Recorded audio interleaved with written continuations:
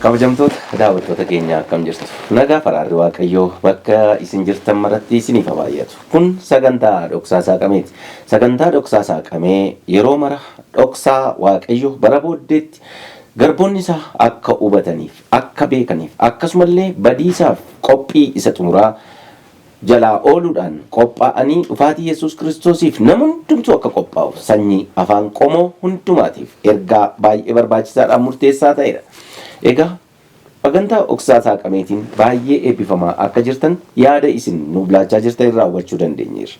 Egaa nullee dhugaadhumatti torbanoota darban keessatti isinii wajjin wanni nuyi qorachaa turre waa'ee malakaa torbaniiti. Malakaa torban keessaa tokko, lama, sadii jennee malakata sadan torbanoota arfan darban waliin qorachaa turre. Egaa har'a torban shanaffaa irra geenyeeti kan nu jiru. Torban shanaffaa kana irratti waa'ee malakata arfaffaati kan nuyi qorannu. Keessattuu malakata sadaffaa keessatti dhimma yeroo xumuraa kana keessatti keessumaa malakata isa arfaffaa irratti kan nuyi ilaalle malakata urjoota guddaan guca boba'aa ta'e tokko waaqa keessaa akka lafa dha'ee fi inni immoo lagoota burqituuwwan bishaanii harka sadii keessaa harka tokko akka inni gogsee fi maqaa urjii kana hadheessoo akka jedhame lubbuu baay'ee akka inni balleesse malakata jechuun yeroo Waaqayyoo itti firdii kennu akkasumallee ijaa baafatu jechuu akka ta'e seensuma isaa irratti waliin ilaalaa turreef maarreegaa har'as malakata arfaffaadha kan walii wajjin ilaallu. Keessumootuma ani qabadhee kana dura waliin dhiyaachaa turre har'allee qabadhee isiniif dhiyaadheera. Isuma waliin ta'uudhaan baga nagaan dhuftan isaan jechuu barbaada. Baga nagaan dhuftanii. Egaa maqaa Waaqayyoo galateeffamu. Egaa Paaster Dookter torbanoota arfan darbanii keessatti waa'ee malakataa ilaalaati kan nuyi turre. Malakata tokkoffaa, lammaffaa, sadaffaa ilaalaa turre seensa isaas dabalatee har'a malakataa arfaffaa irra geenyee kan nuyi jirru. Keessattuu dhimma malakataa kana irratti gaaffii baay'ee kaasaa jiru namoonni. Baay'inni namoota ammoo akka seensaatti yaada akkasii laattanii barbaadeen booddee waldaa kiristaanaa keessatti TV geessaniiti kan daawwataa jiran baay'inni. Tokko tokkoon buufatanii filaashiitti fe'anii argisiisanii amantoonni hundumtuu qo'achaati kan jira. Baay'ee waan namatti tolu jechuudha. Kana bilbilanii yeroo isaan nutti himanidha kanan yaada kana antineere. Egaa maaliif daddaftanii illee nuun ergitan fa'aa jedhanii gaggaafatu jechuudha. Inna baay'ee waan nama eebbisu namoonni baay'een hordoffiirra kan jiran jechuudha. Isinillee fayyaatti eegamtanii Waaqayyoo har'allee deemnee sagantaa kanarratti akka kan arginu kan godhe maqaa Waaqayyoo galateeffamu. Meenan dubbisa sagalee kana akkas jedha. Mul'ata boqonnaa 8:12 jalqabna har'a. Ergamaan inni arfaffaan malakata isaa afuufee biiftuun harka sadii keessaa harki tokko, ji'is harka sadii keessaa harki tokko, urjoonnis harka sadii keessaa harki tokko, ifni isaanii harka sadii keessaa harki tokko akka dukkaneeffamutti hin aamani.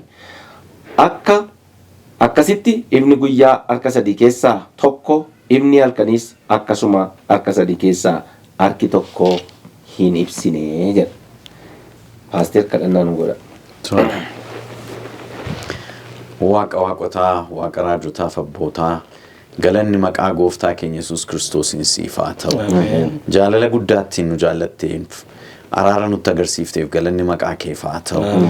Yaa Waaqayyo yeroo kana sagalee kee dhoksaa dubbii jireenyaa barachuuf jennaa, qo'achuuf jennaa.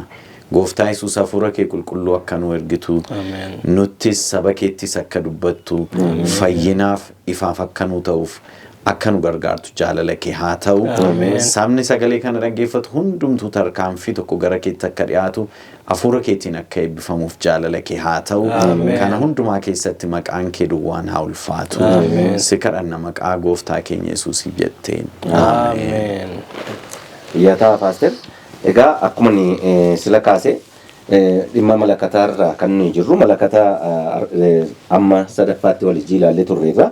Egaa har'a sagantaa shanaffaarra kan nuyi jirru garuu akka malakataatti malakata arfaffaarra kan nuyi jirru irra deebi'een dubbiseen yaada kana itti seennaa jechuudha.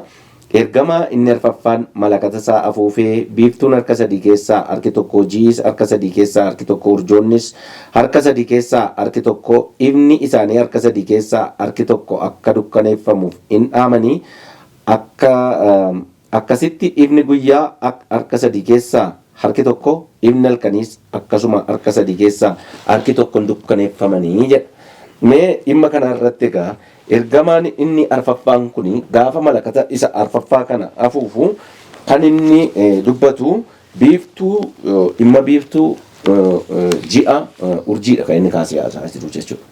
Biiftuu urjii akkasuma ji'a kaasee haasaa. Mee gara hiikkaasaa kan birootti tun hin darbin fuula dura urjii ji'a kan jedhu kanaa fi biiftuu kan jedhu kana akkamitti hiikna? Jalqaba irratti jechuudha. Baay'ee gaariidha. Wantoonni kun egaa uumamoota ifa akka kennaniif Waaqayyo kaaseedha. Yoo laallee uumama Waaqayyo muume lafti maal turteedha? Dukkanaan kan guutamte turte jedha. Dukkana collobboo turte. Dukkana collobboo turte. Dukkana sana irratti Waaqayyo ifni akka ba'u barbaade. Seera uumamaa boqonnaa tokko keessatti lakkoofsa 14 irraa kaanee yoo laalle Waaqayyos guyyaa fi halkan gargar baasuutiif bantii Waaqaatti ibsitoonni haa jiraatanii isaan milkitoota buusan waggaa waggoonnis ittiin beekaman haa ta'anii jedhee Waaqayyo biiftuu uume achi immoo urjii uume akkasumas immoo ji'a uume yookiin addeessa uume jechuudha. So warri kun egaa madda ifaa jedhamanii wanta beekamanidha. Isaan egaa rukutamuun isaanii isaan dukkanaa'uun isaanii ifni akka dukkanaa'u ifni ifuu malu utuun ifin akka afuu akka amma ta'e haguugamu garuu akkuma achirraa arginu hunda isaanii miti guutummaatti miti. Harka sadii keessaa harka tokko qofadha guutummaatti miti. Kanaafuu hamma ta'e dhugaan akka haguugamu dhugaan wangeelaa dhugaa inni asirratti yommuu haasofnu waa'ee wangeelaa haasaa waa'ee fayyina kanaa gooftaa keenya Yesuus Kiristoos argamu haasaa irra hammi ta'e akka haguugamu kan agarsiisudha jechuun barbaada. Fayyaa ta'e Dookter maal jettu qabdaa asirratti? Galanni Waaqayyoof haa ta'u paastoriin sirriitti ibsanii jiru. Waaqayyo dursee addunyaa kana ibsuu gaafa barbaadu madda ifaa kan ta'an kana akka uume paastoriin nama sirriitti ibsanii jiru. Dukkannoo maal ibsaa jennee raaga macaafa qulqulluu tokko gaafa ilaallu yeroo hundumaa ifti akka eebba Waaqayyootti yeroo ilaalamu jira. Dukkanni immoo abaarsa Waaqayyo biraa yookaan immoo Waaqayyo faana ta'uu gaafa dhiisu namni maal isa mudachuu akka jiru kan agarsiisudha. Kanaaf mee Isaayyaas 30:26 gaafa dubbifannu seenaa kana nuuf kaasa jechuudha. Isaayyaas 30:26. Yommuu Waaqayyo caba saba isaatti walitti hidhee fi isa rukutee madeesses walitti fayyisuuf jiini akka aduu in ifti aduunis harka 7 isa durii irra caalaa in ibsiti kunis ifa guyyaa 7 al tokkotti akka waan ibsuuti. Kanaafuu aduun ifuun ishee kan inni agarsiisu ifti jiraachuu isaa kan agarsiisu Waaqayyo saba isaatti gaafa araaramu gara saba isaa gaafa deebi'u caba saba isaa gaafa wallaanu saba isaa gaafa eebbisu ifti jiraachuu agarsiisa. Dukkanni immoo faallaa kanaati jechuudha. Akkasuma kakumuufaa keessatti dukkanni Waaqayyo firdii kennuudhaatiif qophaa'uusaa yookaan immoo firdii Waaqayyo ta'uusaallee kan agarsiisan jiru. Hizqeel boqonnaa 32 lakkoofsa 8. Hizqeel 32 lakkoofsa 8. 32 7 qabeen dubbisaa 7-8 akkas jedha. Ani yommuun haxaa'ee si balleessu bantii Waaqaa nan haguuga. Urjoota isaas nan dukkaneessa. Aduuttis duumessa nan uffisa. Jiis ifa ishee hin kennitu. Ani ifa bantii Waaqaa keessaa ifu hundumaa si irratti nan dukkaneessa. Dukkanas biyya kee irratti nan fida. Ani Waaqayyo gooftaan kana dubbadheera. Kanaafuu kuni Waaqayyo murtoo kennuudhaatiif gaafa inni ka'u.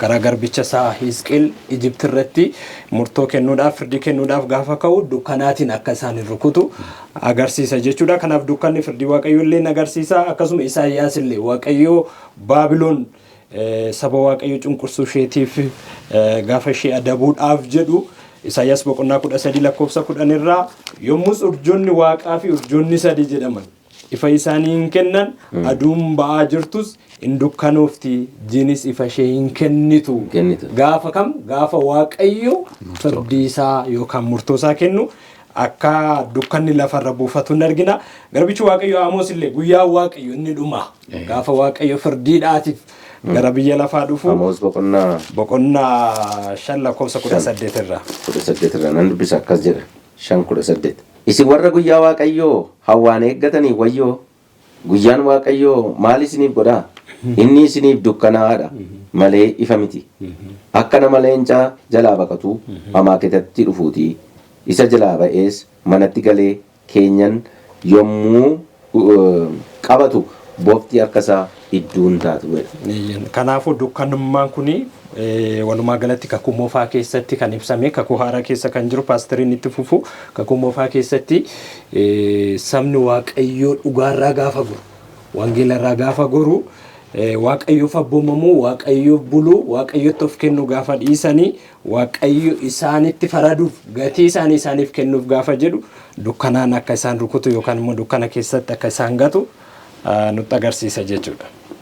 Yaa ta'e Dookter egaa akkuma isin kaastanii asirratti kan nuyi argaa jirru ifa aduuti tokkoffaan inni lammaffaan ji'a yookaan addeessa jenna inni sadaffaan urjiidha. Ifni kuni ifa guyyaa fi halkaniiti. Ifa bakka lamatti qoonnamni warri halkanii kuni isa guyyaa irraa fudhatu. Isa guyyaa irraa fudhatanii halkan ibsu. Harka sadii keessaa inni guyyaas hin dhaame. Inni halkanii ifni halkaniis immoo harka sadii keessaa harki tokko hin dhaame. Yohannis kan dubbataa jiru malakata isa arfaffaa kana irratti ergamaan inni arfaffaan kuni yommuu malakata isaa afuufee biiftuun kun harka sadii keessaa harki tokko hagi ta'e jechuudha. Guutummaa guutuutti utuu hin taane akka ifa dhowwatee argina. Akkas jechuun waaqayyo akkasin amma kaasaa jirtanitti sagalee waaqayyooti jechuudha. Sagalee waaqayyoo kuni yaaduma isin kaastee irraa yoon ka'ee kaasnee coonfaa deemnu sagalee waaqayyoo kuni guutummaa guutuutti yoo ta'u baatellee baay'ootarra ifi dhugaa waaqa jiraataa kuni baay'oota irratti dukkanaa'eera jechuudha. Carraan isaa dhibamaa dhufeera jechuudha. Carraan qalbii jirannaa kun dhaabaa dhufaniiru jechuudha. Meegaa kanuma duukaa itti adeemna paaster akkas jedha dhimmoo kana yommuu laallu akka guca ba'uu lafa dha'ee jedha. Akka biiftuu harka sadii keessaa ba'u kuni ifa isaa dhowwatu kuni jinis harka sadii keessaa harka tokko ifa dhowwatu kun urjoonnis harka sadii keessaa ifa dhowwatu kuni dhimma hafuura isaatti gaafa deebinee ilaallu bara dukkanaa sana keessa wantoonni ta'an kun keessumaa waldaa saba bara sana turan beennagaa daarkeejisa jennu yookaan jaarraa dukkanaa keessatti wantoota ta'anii wal qabsiifnee yeroo ilaallu sagalee waaqayyoo akkam ture wangeelli akkamitti hubatamaa ture. Keessumaayyuu namoonni baay'een fudhachuu irratti qooda fudhatan mormiidha kan isaan kaasaa turan baroota keessatti. Waaqayyoon mormuu waaqayyoo irratti ka'uudha kan kaasaa turan. Egaa mee isa kana wajjin wal qabsiisaatii dhimmuma dhugaa ifa guddaa kana ifa guddaan akka inni harka sadii keessaa tokko dhaamee argina. Akkasumallee ifa halkanillee harka sadii keessaa harka tokko akka inni dhaamee argina. Isaan kana wajjin wal qabsiisaatii. Baay'ee gaariidha. Egaa Dooktar Geetuun ibsaniiru sirriitti kakuu moofaa keessatti akkuma isaan dubbatanii maal ture dukkanni kan inni itti fakkeeffamu waaqayyo saba tokko yeroo adabuuf jedhu adabbii isaa dheekkamsa waaqayyo agarsiisa. Kakuu haaraa keessatti immoo yeroo laallu ifni kan jedhamu gooftaa keenya Yesuus Kiristoos. Inni ofii isaatii maal jedhe wangeela Yohannis boqonnaa 1:9. Mee wangeela Yohannis boqonnaa 1:9 nu dubbisaa. Ifichi inni dhugaanii inni gara biyya lafaa dhufe namoota hundumaaf hin ibsaa'edha. Eeyyee maal jedhaa waa'ee Yohannis cuuphaa dura yommuu dubbatu inni ofii isaatii ifichan turree jedha. 8 waa'ee ifichaa akka dhugaa ba'uuf ergame malee jedheetu isa amma ati nu dubbifte obbo Yohannis ifichi inni dhugaanii inni gara biyya lafaa dhufe namoota hundumaaf in ibsaa jedha. Waa'ee eewaasaa waa'ee gooftaa keenya Yesuus Kiristoos hin haasaa jechuudha. Ifti dhugaan gooftaa keenya Yesuus Kiristoos. Karaan jireenyaa gooftaa keenya Yesuus Kiristoos. Fayyinni ilmaan namaa balballi kan baname gooftaa keenya Yesuus Kiristoositti amanuudhaani. Egaa kun oduu gammachuu ta'ee namni hundumtuu gara dhugaa beekuutti gara ifaatti akka dhufaniif Waaqayyo carraa guddaa bane ilmaan namaatiif. Kun immoo wangeelli fayyinaa kun yookiin oduun gammachuu kun akka lallabamuuf namoonni akka dhugaa kana fudhataniif akka ittiin fayyaniif Waaqayyo balbala baneef. Haa ta'u malee seexanni immoo hammuma sana morme dhugaa sana dukkaneessuu barbaade. Dukkaneessuu barbaade. Mee yoo ilaalle Qorontos 2:4 irraa utuu dubbifne natti tola. Ati immoo Efesoon 6:12 nu dubbifta. Qorontos 2:4. Inni hamaan Waaqayyicha biraa si'ana kan ta'e yaada warra hin amananii sana jaamseera. Inni ifa ulfina Kiristoos isa fakkaatti Waaqayyoo wangeela keessaa ibsu sana akkan argineef isaan dhowweera jedha. Hin haguuge dhibbatti. Okay? Waa'ee seexanaa yommuu dubbatudha. Maayila boqonnaa 4:3 irraa Qorontos 2 irraa dubbisaa irraa wangeelli nuyi lallabnu yoo haguugame immoo warra karaa badiisaarra jiraniif duwwaadhaaf haguugameedha. Okay? Wangeelli fayyinaa kun lallabamaa jira. Namoonni dhugaa kan akka argatan akka ittiin fayyaniif Waaqayyo carraa kennaafii jira. Bifa garaagaraatiin. Haa ta'u malee namoota tokko jalaa maal ta'eera? Haguugameera. Eeyotu haguuge jedha. Warra karaa badiisaarra jiran irraa haguugame. Inni hamaan Waaqicha bara si'anaa kan ta'e yaada warra namananii sanaa jaamseera. Inni hamaan Waaqicha bara si'anaa seexanaan jira. Okay? Inni hamaan Waaqicha bara si'anaa kan ta'e kun maal ta'eedha irra ija namootaa yaada namootaa jaamseera. Inni ifa ulfina Kiristoos isa fakkaatti Waaqayyoo wangeela keessaa ibsu sana akkan argineef isaan dhowweera. Kanaafuu seexanni maal godheera? Ilmaan namootaa ija isaanii jaamseera, sammuu isaanii haguugeera. Kun egaa akka isaan gara badiisaatti deemaa jiran agarsiisa. Efesoon 6:12 wal fakkaata. Efesoon 6:12 nuyi namoota foon uffatanii wajjin wallaansoo wal qabna miti. Garuu humnoota aboo qabanii fi gooftummaa qaban warra bantii Waaqaa keessa biyya lafaa isa dukkana keessa jiru kana seerratan macaa hafuurota humnoota warra bantii Waaqaa keessa jiraatanii wajjin wallaansoo wal qabna. Okay, warra biyya lafaa isa dukkanaa kana seerratan jedha. Seexanaan jedha jechuudha. Okay? Inni biyya lafaa isa dukkanaa kana kan to'ataa jiru, sammuu namoota baay'ee kan to'ataa jiru, sammuu warra wangeela Yesuus Kiristoos ifa wangeelaa kana fudhachuuf fedhan qabne kan to'atu seexana jechuudha. Qolaasaayis 1:13 irrattis bifuma wal fakkaatuun dubbata. Inni aboo dukkanaa jalaa nu baase. Gooftaan Yesuus jechuudha. Ifni Gooftaan Yesuus karaa wangeelaa nuuf kenneedha. Mootummaa ilma isaa isa jaallatamaattis nu dabarseedha. Okay? So seexanni dukkana biyyi lafaa kun dukkana Waaqayyoon malee dhugaa Kiristoosiin malee fayyina Kiristoosiin kan hin arganne hundinuu dukkana keessa jira. Kan immoo kan qindeessaa jiru sammuu namootaa kana guugaa jiru seexana mataa isaatii jechuudha. Phexros duraa boqonnaa 2:9 irratti isinii dukkana attamii keessaa gara ifa dinqisiisaatti waamamtan jedhaman dukkana limixii keessaa kan ijaan hin mul'anne keessaatu gara ifa dinqisiisaatti waa isin baase Waaqayyo jedha. Galanni Waaqayyoof haa ta'u. Kanaafuu kun waa'ee maalii dubbata?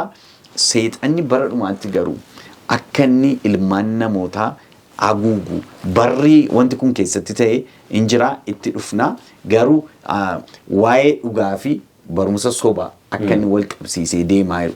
Dhugaan wangeela dhugaan Kiristoos Yesuus fayyina sana immoo namoonni akka isaan mormaa deeman kan agarsiisudha jechuudha. Itti fufnee haa ilaalu. Fayyataa Paaster, egaa amma malakata isa arfaffaa kana irratti jechuudha dukkanaa'ummaan muraasi akka inni dachee qabateedha kan inni. Sammuun namootaa already dukkanaa dhufeera. Qooda Kiristoositti amananii fudhachuu, qooda sagalee Waaqayyoo fudhatanii itti amananii fudhachuu already dukkanatti laatamaa jiru jechuudha. Waaqayyo dabarsee kennaa jira. Akka Roomee boqonnaa tokko keessatti dubbatu dhugaa fudhachuu amma didanii adidaa deemanitti Waaqayyo sammuu intaanitti dabarsiisa. Waan hin taane akka isaan amanan soba akka isaan amananii fi dabarsee sammuu isaanii kennaa jiru. Kanaaf gara dukkanaatti sammuun isaanii jijjiiramaa akka dhufe argina jechuudha. Ammi ta'e egaa dookter wantoonni kun jaarraa dukkanaa kana keessatti wanta guddaadha kan raawwatame wantoonni kun jechuudha.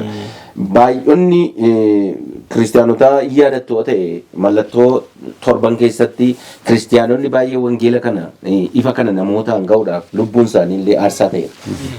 Baay'ee miidhamaniiru dabarfamanii kennamaniiru. Amma miliyoona 54 olitti illee dabarsamanii kennamaniiru. Amma miliyoonni 6 iddoo tokkotti rashanamuutti illee miidhama guddaa keessa shaakala miidhama guddaa isaan quunnameera jechuudha.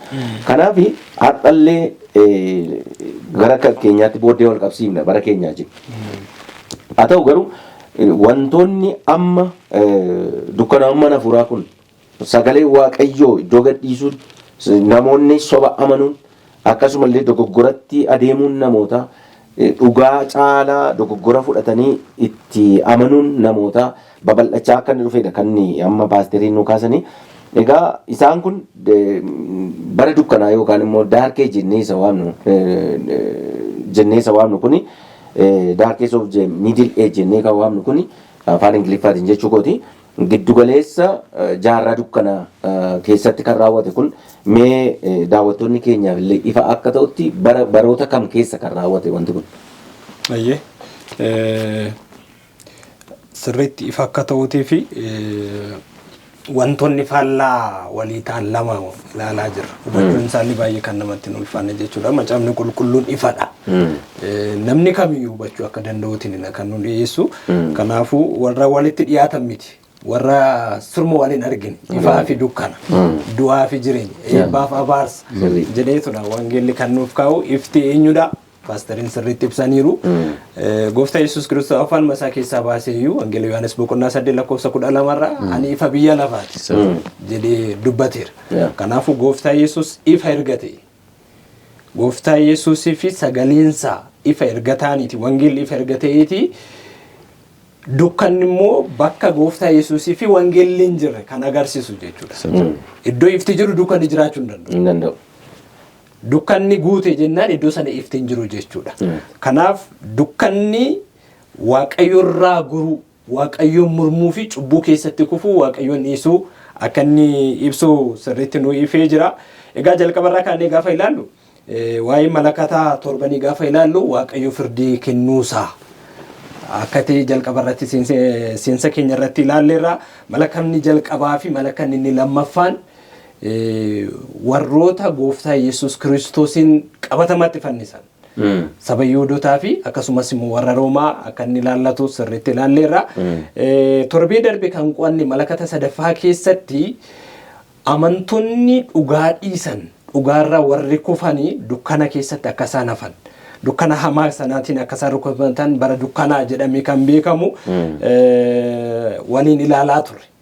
Barri dukkanaa sun erga darbeeti maaltu ta'e yeroo itti amantoonni haaromsi guddaa jalqabe. Ifti wangeelaa dhufee bara dukkanaa sana mo'achuudhaatiin wangeelli lallabame wangeelli ifatti ba'ee baratti baay'ee amantoonni baay'een sochii gaarii sochiin haaromsaaf haaressitoota jenne kan beeknu baay'een isaanii baratti kaan keessa akka gaame hin argina. Bara dukkanaa sana booda haaromsi kun haa ka'uyyuu malee rakkina guddaa tokkotu immoo ta'e. Rakkinni guddaan kun maalidha? Haaromsa irraan kan ka'e namoonni gara walfalmii wangeelaa dhugaa wangeela qaban irratti doktiriinii barsiisa waldaa isaanii irratti gara walfalmiitti galan. Waldaa kan kanatu caalaa, waldaa kootu caalaa, waldaan kuma kana barsiisti irratti namoonni falmii guddaa keessa akka isaan galan argina jechuudha. Walumaa galatti gaafa ibsinu maalidha? Namoonni jireenyi hafuuraa isaanii hariiroo isaan waaqayyo faana qaban gadi bu'eetu hariiroo isaan miseensa waldaa ta'uudhaatiif aman. Miseensa garee muuvimentii ta'uudhaatiif amantu caale.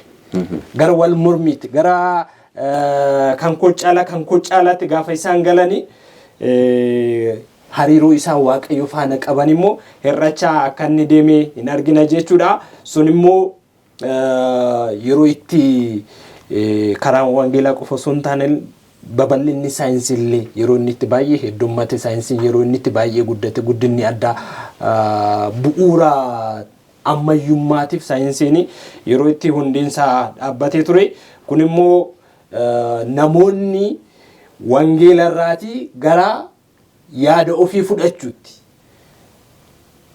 gara saayinsii amanuutti gara tekinooloojii amanuutti akka isaan dhufan taasisa. So gaafa isa waaqayyo irraa goran beekumsa isaanii irratti ogummaa isaanii irratti gaafa isaan hirkatan dukkanni suni biyya lafaa qabachaa akka inni deeme agarsiisa jechuudha. Kanaatiifuu bara dukkanaa sanarraa kaasee jaarraa haaromsaa keessa taatee ta'ee faana kana deemudha mala kan inni arfaffaan. Fayyaa ta'e Dooktar. Mee yaada qabdu Paaster kan? Sirriitti ibseera Dooktar Geetuun xiqqoomatti dabaluu fi akkuma inni jedhe falmii keessa gara tiyooriitti. Wangeelli kuni jireenya practical yookiin kan ittiin jiraannu qajeelfama ilmaan namaati. Malee tiyooriif mini kan nu kenname yookiin immoo namoonni akka yaadumaan ittiin wal falmaniif mini. Garuu barammaa Dooktar Geetuun ibsan keessa dark age yookiin barri dukkanaa sun ka'aa yommuu deeme boqonnaa malakata sadaffaa keessatti hin argine sun jijjiiramaa yommuu deeme warri haaromsa fidan yommuu dhufani wangeela dhugaa kana barsiisaa turan. Yeroo sana garuu takka ture seeta nama mootoftaa jijjiire. Maalitti galagalanii warrumti amantoota jedhamanii beektonni warri jedhamanii gara falmii gara tiyooriitti wangeela gara tiyooriitti galagalchuutti kaa'e. Practically isattiin jiraatan utuu hin taane maal jedhama afaan Ingiliffaatiin Protestant scholasticism jedhama. Gara falmiitti gara tiyooriitti dubbisa gara falaasamatti jijjiiruutti kaa'an. Seexanni baay'eetti fayyadame sanarratti. Kiristiyaanummaan waan qabatamaa waan ittiin qajeelfaman ittiin jijjiiraman ta'uun hafee waan ittiin wal falman ta'uuti akka warra dur warri Giriik ta'anii immoo wal falma hojiin qaban jedhame jechuudha. Akkasana wal falmuuti kanarraan kan ka'e kun egaa kan inni ta'aa ture bara jaarraa 16ffaati hamma 18ffaatti jedhu beektonni macaafaa yommuu kaa'anii maaltu dhufe gaachi ittaansee barasa enlightenment jedhu dhufe. Enlightenmentiin kuni bara iji keenya nuyi fedhanii namoonni dubbachuutti ka'an. Maal jechuudha? Kana booddee amantiitiin geggeeffamu. Kana booddee waaqatu dikteetii nu godha. Sagalee waaqatu macaafa qulqulluutu nu geggeessa. Isa kana dhageessaa, isa kana fudhattaa. Calluma di fudhadhu ittiin jiraadhu hin fudhadhu jechuutti ga'inama. Ajaa'iba baay'ee. Hin fudhadhu. Macaafa qulqulluu kana sagalee waaqayyoo ta'uusaa mormuutti kaa'an namoonni. Sababni isaa falaasamni sammuu dheeraa. Falaasamatu sammuu. Amma yoo dhaqxanii ilaaltan yoo macaafa kakuu haaraa, macaafa kakuu moofaa warra barreessan keessumaa macaafa kakuu haaraa warra barreessan namoonni bara iskoolaastisizimiin sun ka'e maal jechuutti kaa'anii fakkeenyaaf Roomee Phaawulos barreessee Phaawulos mini yoo ta'e kan barreesse jechuutti kaa'anii. Isinii galee sababa kanarraan kan ka'e Phaawulos ta'uu hin danda'u jechuutti kaa'anii. Dhugaa fuula isaanii dura jiru namoonni amma falmuutti, hamma ganuutti, hamma waaqachuutti ga'an jechuudha. Then sun gara maalitti fide enlightenmentiin ni jedhamu sun egaa bara akkuma beekamu bara 1798 warraaqsi Faransaay bara inni dho'e kana jechuun warraaqsi Faransaay jechuun akkuma beekamu warra hojjetoota warra faabrikaa keessa hojjetan warra qoteen bulaa dafqaan bulaa warra jedhaman dafqaan bulaatu maal jedhanii warra eliitii irratti kaa'e maal jedhani nuyi amma yoomittis hin baannaa nuun sooromtanii nutu sin qallabaa kana hundumaa immoo waldaanis nu xuuxxii jechuutti kaa'anii waldaan kiristaanaas dhiiga keenya xuuxxii. Kanaafu Roomaa tokkoneera. Kanaafi amma yoomitti kan nu gootu sini. Kana booddee nuyi amantii moo waan jedhamu fudhannu jechuutti kaa'an. Kana booddee nuyi maqaa waaqayyootiin isatiin ajajju teessee noonu dhaqi atis hojjedhu nyaadhu.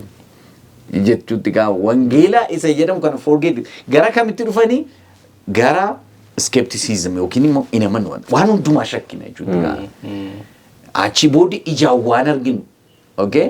Falaasama keessatti empiricism jedhama. Waan ijaan arginu. Waan teestii goone yookiin immoo waan miira keenya akka qabne wanti kuni akkasii waan qabe malee burcuqqoo waan jedhamu jira jedhee nama nu baay'ee paasteritu waasoftanii naannooma kana kan evolutionii illee uumame.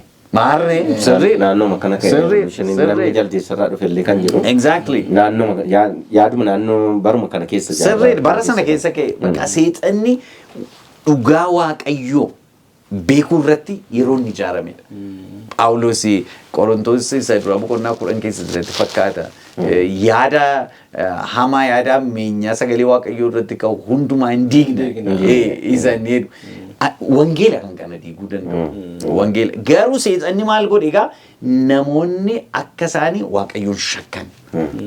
Bu'uurarraa nama buqqisee jechuudha. Hundeerraa amantii buqqisuu barbaada. Hamma yoonaatti fufaa irra dubbiin kun bifa jijjiirratee jabaatee jechuudha. Kanaafuu macaafni qulqulluun sagalee waaqayyoo mini jechuutti ka'anii sagalee waaqayyoo kana keessatti waan barreeffame fudhachuun barbaannu jechuutti ka'anii gara secularism yookiin immoo waaqayyoo waan jedhamu jiru jechuutti dhumarratti. Waaqayyoon jiru yommuu jedhani secular yommuu ta'an yookiin immoo amantiin hin barbaachisu waaqayyoon jiru kan namumatu uume.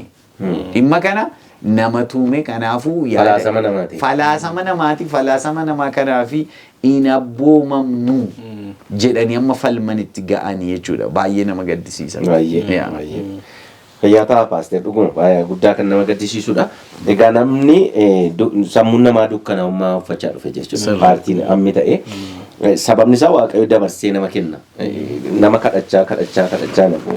Ilaalaa gaamma mallattoo torban keessatti akka yeroo darbe sagantaa keenya kana dura fuuldura ilaaletti dhugaa kana namootaan ga'uudhaaf aarsaa guddaadha kan kaffalan.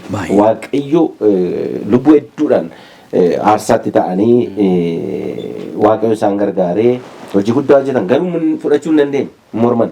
Haa ta'u malee waaqayyo gaafa namni didee mormii isaatti fufu bara baraan nama kadhachaa nafa. Kanaaf asirraa maal barra malakata arfaffaa kanarraa waaqayyo dukkanatti dabarsee akka inni nama kennu. Sababni isaa ifa fudhachuu dide namni dukkana filateera jechuudha. Filannoon lamuma kan jiru. Ifa dinnaan dukkana jechuudha. Dukkana keessaa baanaa immoo ifa. Silayyuu. Kanaaf waaqayyo garuu dukkana keessatti ibsuudhaaf urjoota kenne. Ji'as kenne. Malakata kana keessatti yeroo laallu fakkeenyummaan jechuudha. Garuu ji'uma isa kenname kana ifa isa kenname kana namoonni ifa dubbachaa turan sababa iddoo dhabanii fi waaqayyo tarkaanfii akka inni isaan irratti fudhatedha kan nuyi arginu egaa. Haa ta'u malee dhugaadhumatti akkuma isin amma kaasaa turtanii sagaleen waaqayyoo yommuu iddoo dhabaa dhufetti falaasamnii fi yaadi namaa yeroo iddoo qabachaa dhufetti even waaqayyoo hin jiru. Waaqayyooyyuu eenyu? Namumatu jedhu amma ateistiin beekamaan tokko jira biyya Ingilizii kan inni jiraatu barsiisaa Cambridge University. Maal jedha amantiin jedha. Amantiin namootatu gaaffii jireenya isaanii isa gurguddaatiif deebii dhabanii waaqatu jira jechuutti ka'anii. Iyyaadattoo taatanii bara maarkisizimii fa'aa keessa maarkisizimuu maal jedhee amantiin opium of the people yookiin immoo adoochaa baala adoochaa sammuu namaattiin adoochanii waan barbaadan godhanii ittiin micciiranii isaaniin cunqursanii isaaniin hojjechiifatanii maqaa amantiitiin isaanirraa nyaatanidha. Jedheetu ka'a. So seexanni bifa kanaan fide bakka. Kanaafuu namni hundumtuu amma baay'ee kan nama gaddisiisu maayini bara kana keessa kitaaba tokkoon dubbisaa ture. Evolutioniitiin yookiin jijjiirama suutaatiin as ga'e waan hundumtuu jedhanii amanu. Saayintistoonni bara kana jiranii hundumtuu ati saayintistii ta'uu fi kanatti amanuu qabda si. Garuu akkuma kanaan dura tarii dubbanneerra ta'an eenyu amantii guddaa gaafata. Eenyumtu evolushiniitti amanuun amantii guddaa gaafata. Sababiin isaa evolution yookiin jijjiiramni suutaa kun eessaa dhufe yommuu jedhani waan ta'etu dhooyee jalqabee kun amantiidha. Kun amantiidha. Maal targeere harkaan qabuu hin danda'u. Akkamittiin dhoo'a lafuma waa kun amantiidha nuyi waaqatu uumeena. rakkoon namoota kanaa maayini waaqayyoon jireenya isaanii keessatti dhandhamanii argina. Waaqayyoon immoo ofiisaa isaan irratti humnaan forcing godhu. Jaalala waaqa jaalala waan ta'eef jaalala isaa nutti agarsiisa, karaa isaa nutti agarsiisa, fayyina isaa nutti agarsiisa. Kottaa kunooti karaaniidha. Namni gaafa didu waaqayyo akkuma sila jettee hin kadhata yeroo baay'ee hafuura qulqulluutiin hin kadhata. Yommuu didu garuu hafuurri qulqulluu irraa fagaataa deema. Yeroo sana akkuma amma ibsaan mana kana keessa jiru yommuu badu maaltu ta'a? Dukkanatu ta'a. Kan baay'ee nama ajaa'ibu dukkanni eessa ture duri? Amma eessa yeroo inni badu yeroo ibsaan badu galgala xaphadee dhufa. Kottuutti hin jettu dhatteen barbaadu isdee Zigala ittiin jiru taanaan dukkana jira. Akkuma kana namni jireenya isaa keessa Kiristoos hin jiru taanaan seexanatu gala utaale. Dura immediately door gadhiisu. That's it. Giddu galeessummaa hin jiru. Hin jiru. Giddu galeessummaan gonkumaa hin jiru. Ani baay'een ajaa'iba haalli seexanni ittiin hojjetu. Amma Malakata isa sadaffaa gaafa ilaallu bilisummaan amantii baay'ee hin jiru ture. Baay'ee cunqurfamuu ari'annaa guddaatu ture. Sanaatiin gaafa ta'uu diduu gaafa immoo haaromsi jalqabu ijji namootaa banamuu gaafa jalqabu seexanni waan biraa kaase. Wanti amma jaarraa 18ffaa keessaa bu'uuraa ammaati.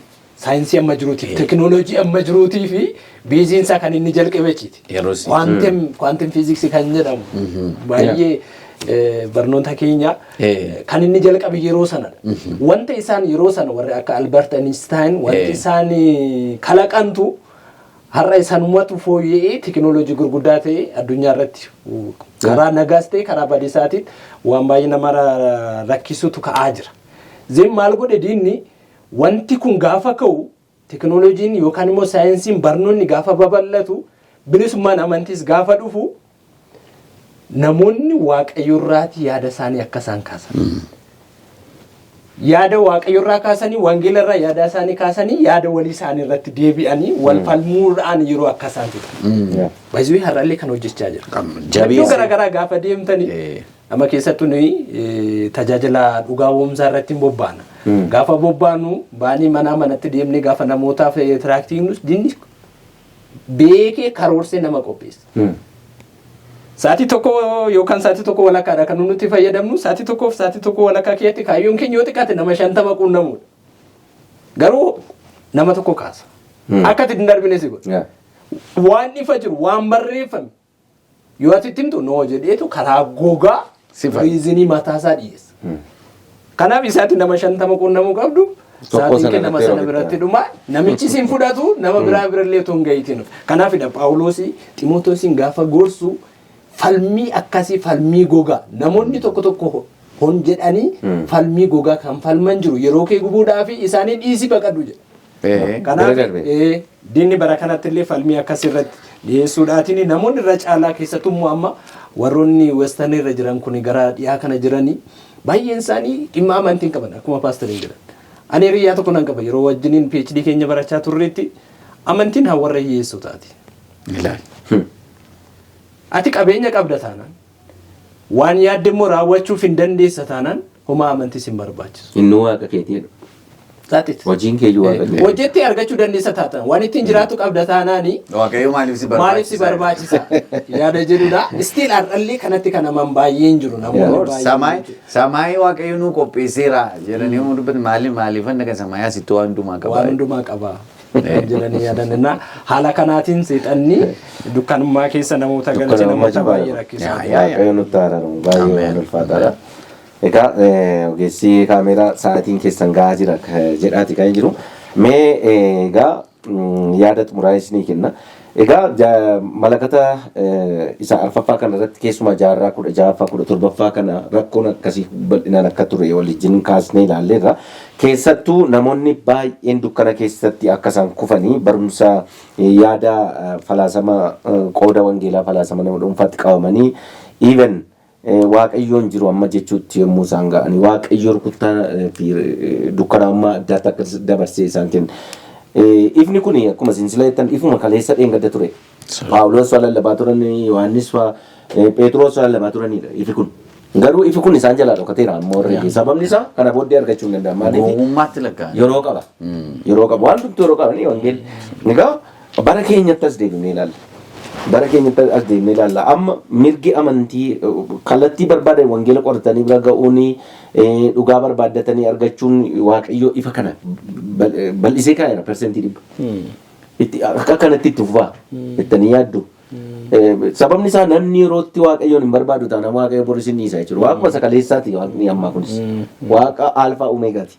Kanaafiyyuu namoonni yerootti waaqayyootti hin deebi'an borii iftaanii jedhaa jira jireenya dachee keessa jiraataa jiran jiru. Yookaan immoo jireenya yaada dhuunfaa isaanii keessa deebi'aa jiran jiru. Qooda waaqayyootti amananii gooftaa Yesuus Kiristoosiin fayyisaa dhuunfaa isaanii godhatanii jireenya ifa jireenya isaanii godhatanii amanu andi deebi'an jiru. Maaliif waan qorannu hundumaa nuuf caafame gara jireenya har'aatti yoo finnu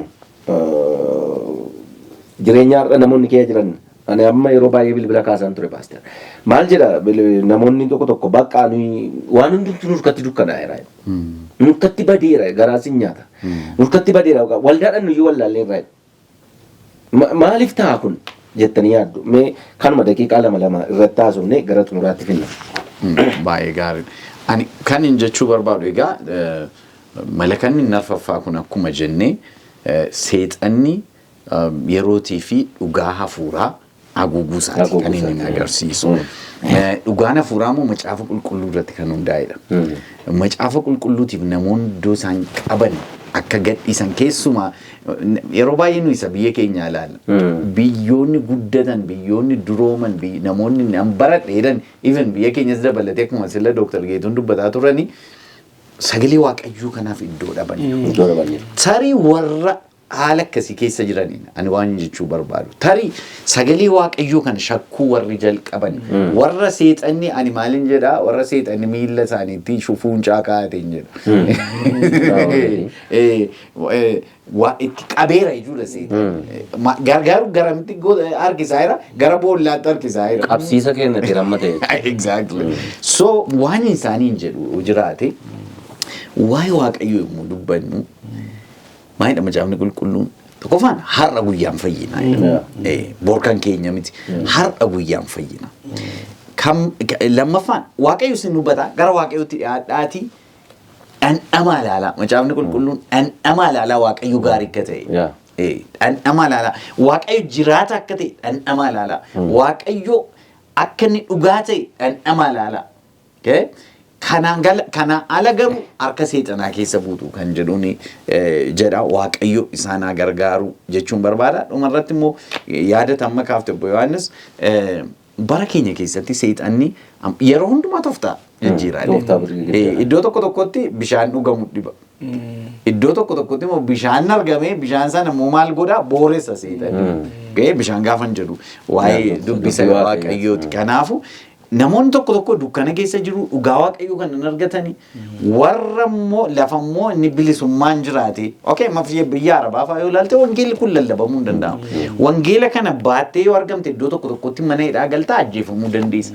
Wangeela kana biyya Kooriyaatu haasoftaanii Kooriyaan qabaa mincaa waggaa 5 mana murtiitti dhiyeesteetti wangeela harkatti argamu. Ka ilaalaa gaa wangeela baachuun biyyoota inni dhorkaatti ta'ee jiru.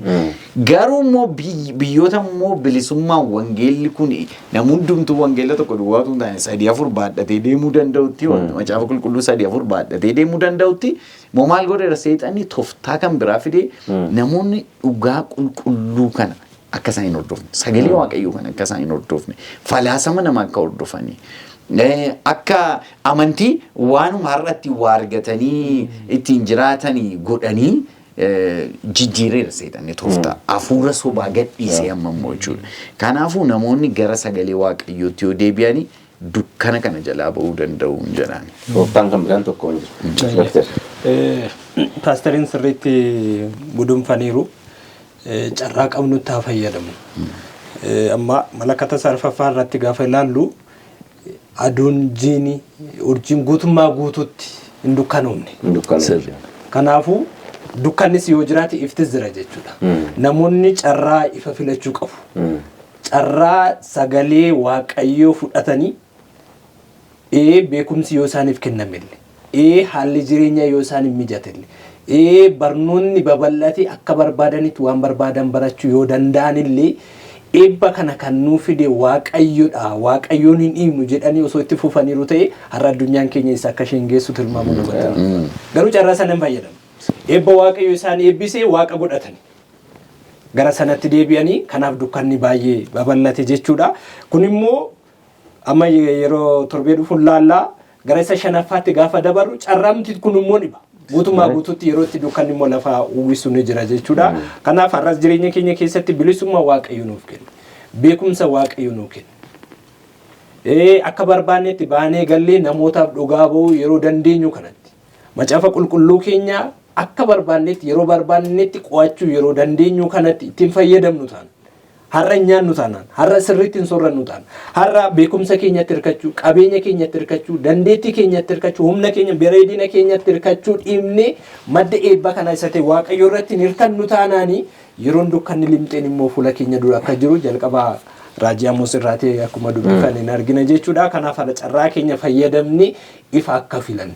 Ijoollee ifaa ta'anii hojii dukkanaa mormine Kiristoosiin ol qabuu fi amala Kiristoos bakka jirrutti calaqqisiisuu akka dandeenyuu fi ayyaanni waaqayyo nuuf haa baay'atu jedha. Ayyaa ta'a waaqayyo isin haa eebbisu. Egaa malakata arfaffaa kana irratti egaa waan nuni ilaalle yeroo dheeraa waaqayyoo bifa adda addaatiin saba kanatti deebi'uudha kan inni barbaadu.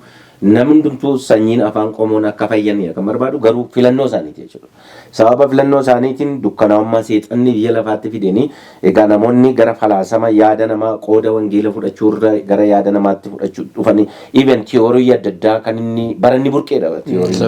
Bal'inaan tiyooriin addunyaa kana amma niwukileer boombiin hojjetamutti dhufe kuni itti wal balleessuun amma jiru kun mataan isaallee bara kana keessa yeroo malakataa kana keessa kan inni hojjetame jechuudha. Tiyooriin isaa kan inni lafa taa'ee haa ta'u malee waaqayyoo waa godheera baruma kana. Baruma kana sochii akka namoonni godhan jaarraa 18ffaa keessumatti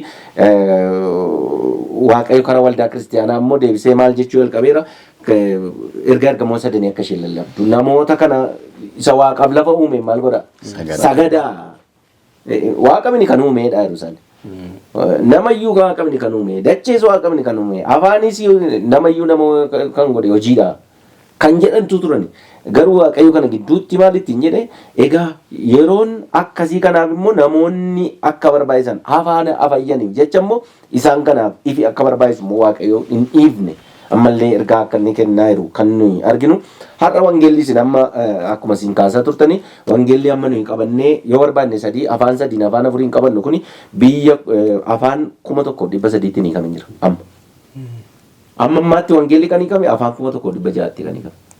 Afaan addunyaarraa jechuudha. Kanaaf afaan 1300 ammallee wangeela hiikamaan arganne afaan isaaniitiin jechuudha. Guutummaa guutuutti wangeelli hiikamee kan biran gahin hammi kun hin geenye jechuun dukkanaa'ummaa jabaa keessa kan jedhamu. Haa ta'u malee iddoo wangeelli hiikametti immoo amma paasteriin amma kaasanii barumsa dogoggoraatiin fidee booresseetu akka namoonni bita galan akkasumallee namoonni ifa dhugaa kan akka isaan keessa hin deddeebine namni jireenya qabu namni jireenya qaba jedhu hafuura baafatu tokko Kiristoos Yesuusiin sirriitti yoo qabaatedha.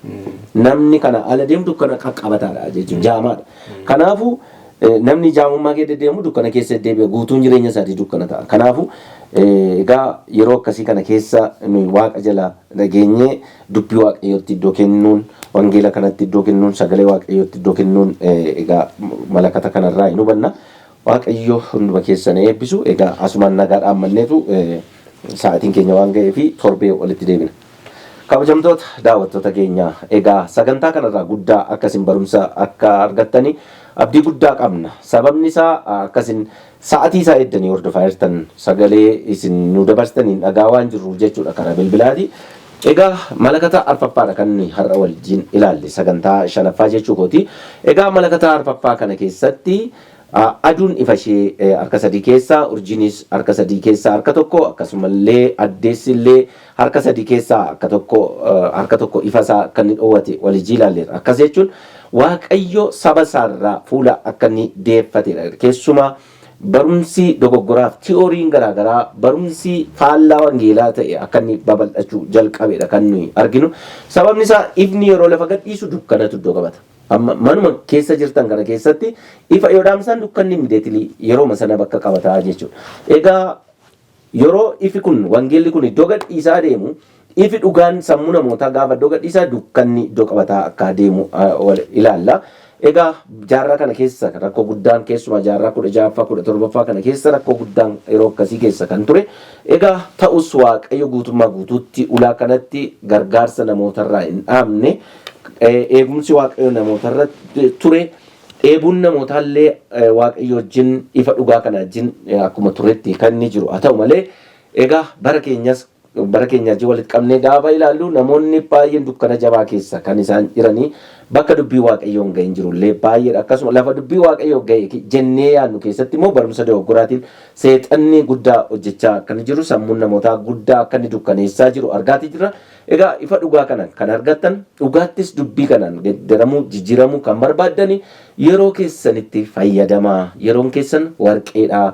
Waaqayyo ifa yeroo isinii baasetti ifa filadhaa kan jedhu dhaamsa isiniif dhaamna. Torbee malakata 5ffaa sagantaa 6ffaadhaan wal argina. Egaa malakata 5ffaa kanarratti mul'ata boqonnaa 8 lakkoofsa 13 fi akkasuma mul'ata boqonnaa 9 tokko kan jirudha kan bal'inaan walijii ilaallu.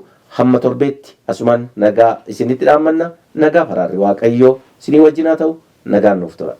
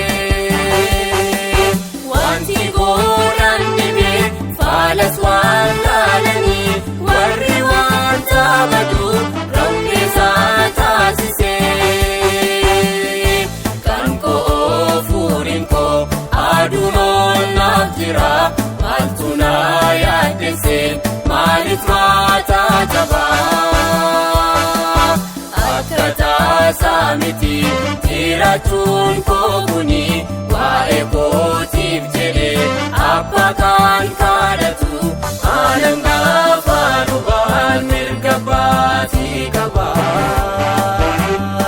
Waa'een dadhabbii koo kan garaa saatu koo aanan gaafa dhubaan mirga baatii qaba.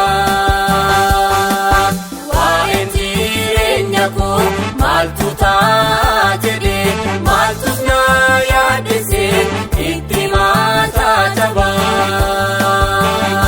Biyyanni naasisu natti naagahamu rakkinni gurguddaan dacheetti yoo dhufee.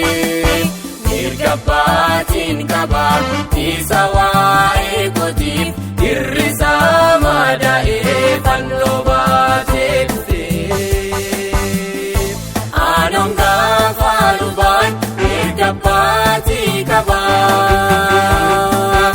Inni cubbuu kootiif maaf qubaan as qabaa.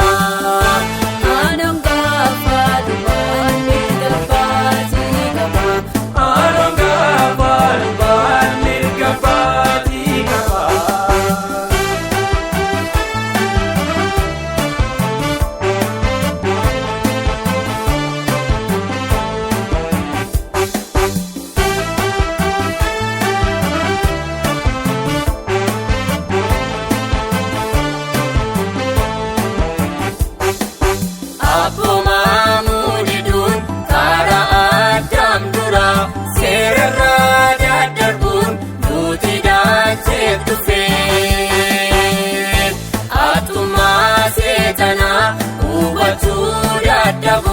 Boofaan guyyoomfamee namni tokkoot kufee. Baroota hedduun dura cubbuuf kan arfame dhiiga ofiisaa baate inni abbaa kadhatu har'as taanaan jira furii lubbuu kooti inni na himatu amanaa qabatu. Aanaan gaafa lubaan mirga baatii qaba inni lubbuu kootiif makubaanaaf qaba. Aanaan gaafa lubaan mirga baatii qaba. Aanaan gaafa lubaan mirga baatii qaba.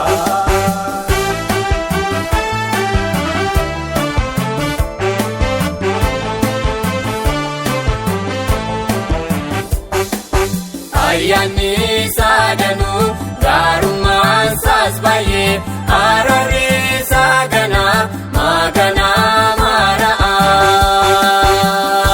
wantoos namarrakaa eenamaa leenjisaa yoo barbaadees cabsee fayyisuu danda'a. Isa waa'ee kootiif dhaabatee kan jiru mana qulqullummaa isa saamii keessaa biyya lafaa kanaaf wanta maan yoo dhufe abukaattoon qaboo maaltu na yaaddessa. Aanaan gaafa lubaan mirga baatii qaba inni lubbuu kootiif makubaanaaf qaba. Aanaan gaafa lubaan mirga baatii qaba. Aanaan gaafa lubaan mirga baatii qaba.